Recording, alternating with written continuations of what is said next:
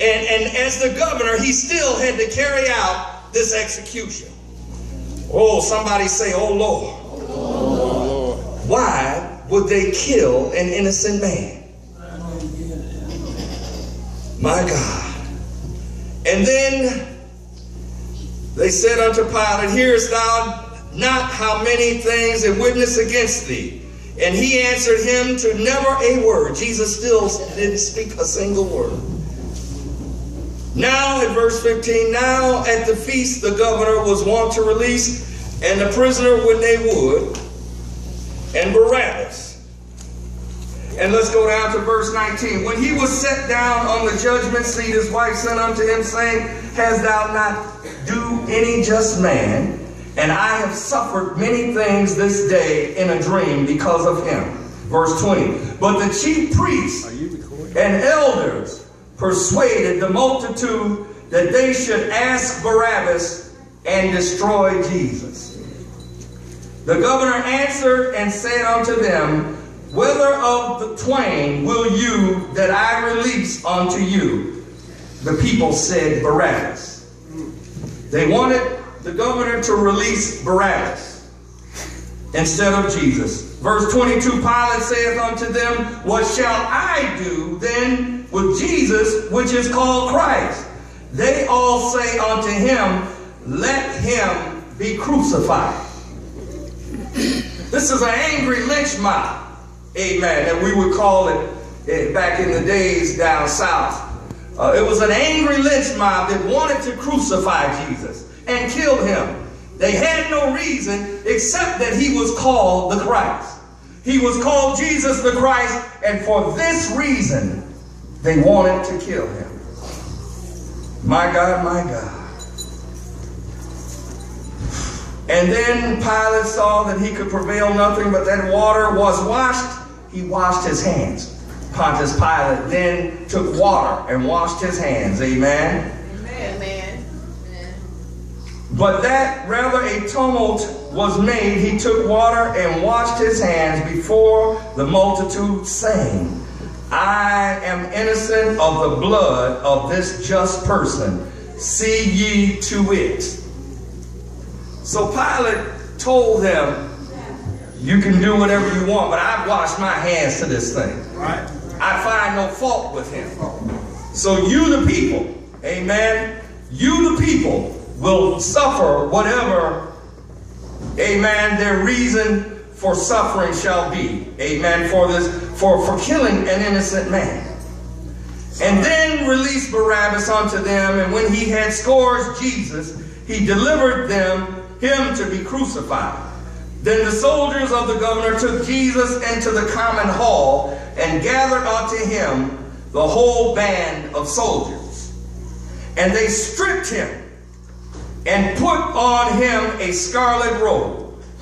And when they had platted a crown of thorns, they put it upon his head, and a reed in his right hand, and they bowed his knee before him, and mocked him, saying, Hail, King of the Jews. And they spit upon him, and they took the reed and smote him on the head. And after they did and had mocked him, they took the robe off from him and put his own raiment on him and led him away to crucify him. My Lord. Amen. My God. Well. Verse 32, and as they came out, they found a man, Cyrene Simon, amen, by name. Him they compelled to bear his cross, to carry his cross. And when they were come unto a place called Golgotha, this is to say a place of a skull, amen? The hill of a skull is Golgotha. They gave him vinegar to drink mingled with gall, which is cheap wine, amen? And when he had tasted thereof, he would not drink it. Verse 35, and they crucified him and parted his garments, casting lots, that it might be fulfilled, which was spoken by the prophet. They parted my garments among them, and upon my vesture did they cast lots. And sitting down, they watched him there, and set up over his head his accusation written, "This is Jesus, the King of Jews," over the cross, up above his head. Then were there two thieves crucified him, one on the right and another on the left. And they passed by, reviled him, wagging their heads and saying, "Thou that destroyest the temple and buildest it in 3 days, save thyself. If thou be the Son of God, come down from the cross." They challenged Jesus that if you be the Son of God, come on down off this cross. My God. And saying that thou destroyest the temple and buildest it back in 3 days. See, they mentioned these very important factors, amen. That even though the temple was destroyed, he had it built back in 3 days. They marvel at this amazing miracle, amen. So since you did that miracle, if you did that miracle, then bring yourself down from the cross, amen. And he trusted in God. Let him deliver him now, if he will have him, for he said, "I am the Son of God." The thieves also which were crucified with him cast the same in his teeth. Now from the 6th hour there was darkness over all the land unto the 9th hour. And about the 9th hour Jesus cried with a loud voice, saying, "Eli, Eli, lama sabachthani." That is to say, my God, why have thou forsaken me?" Amen. Some of them that stood there went, when they heard that, saith, "This man calleth for Elias." And straightway one of them ran and took a sponge and filled it with vinegar and put it on his reed and gave it to him to drink. The rest said, let us see whether Elias will come to save him." Jesus, when he had cried again with a loud voice, yielded up the ghost. He gave up the life. And before this, he said, "It is finished." Amen. Before this, he said, "It is finished." But now, we know that Jesus has completed this portion of the project. This was day 1. Amen. Amen. This is a 3-day project. I want you to understand that, church. Amen. We had a very good lesson, amen, the 7 last sayings. And as Reverend Doctor, amen, so eloquently, amen, at the end of our 7 last sayings, capsulized what happened. Amen. Amen. I want you to understand that these 3 days were all as important. Amen. It was on the first day, Jesus was mocked and crucified. On the second day, Jesus laid in the tomb.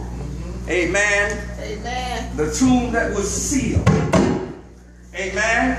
Amen. By the soldiers of the governor. Amen. Amen.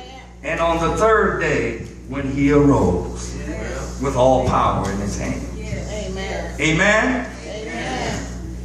And in verse 63, saying, "Sir, we remember that the deceiver said, while he was yet alive, after 3 days, I will rise again." They remembered that Jesus had said that to them. And his command, therefore, that the sepulchre be made sure until the 3rd day, lest his disciples come by night and steal him away, and say unto the people, he is risen from the dead. So that last error shall be worse than the first. Amen. Amen. So they thought just by them sealing up this tomb with this giant stone, it could stop Jesus. Amen. Amen. Pilate said unto them, "Ye have a watch. Go your way. Make it sure as ye can." So they went and made the sepulchre sure, sealing the stone and setting a watch. And in the 28th chapter here, now verse 1, in the end of the Sabbath, which is the third day, as it began to dawn, this is early Sunday, Easter Sunday morning, as the dawn toward the first day of the week, came Mary Magdalene and the other Mary to see the sepulchre. And behold, there was a great earthquake, for the angel of the Lord descended from heaven, and came and rolled back the stone from the door, and sat upon it. His countenance was like lightning, and his raiment white as snow.